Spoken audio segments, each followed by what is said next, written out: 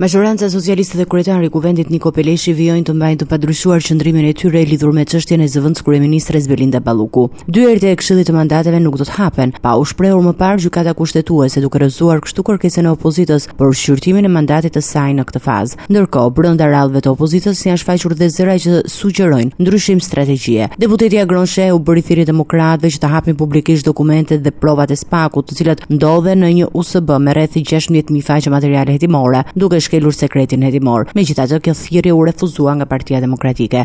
Nuk mund të pretendosh që je me drejtësinë ku kërkon të kryhet një veprim që e cënon drejtësinë. Kërkesa për të ruajtur sekretin hetimor është një kërkesë e prokurisë së posaçme. Dhe kërkesa e prokurisë është që do duhet ruhet sekreti hetimor që të mos cënohen hetimet që vazhdojnë nga prokuria e posaçme. Do të ishte në interesin e Edi Ramës që ne të cënonim sekretin hetimor, të prishnim hetimet e përpasoj të pengonim drejtësinë. Me skadimin e ultimatumit të vendosur ndaj Niko Peleshit për mbledhjen e Këshillit të Mandateve, Partia Demokratike ka paralajmëruar se do të ndjekë një tjetër rrugë institucionale. Opozita pritet të drejtohet në SPAK me një kallëzim penal ndaj kreut të Kuvendit, duke akuzuar për shkelje të detyrës, ndërsa përplasja politike rreth çështjes Balluku vijon të thedhohet.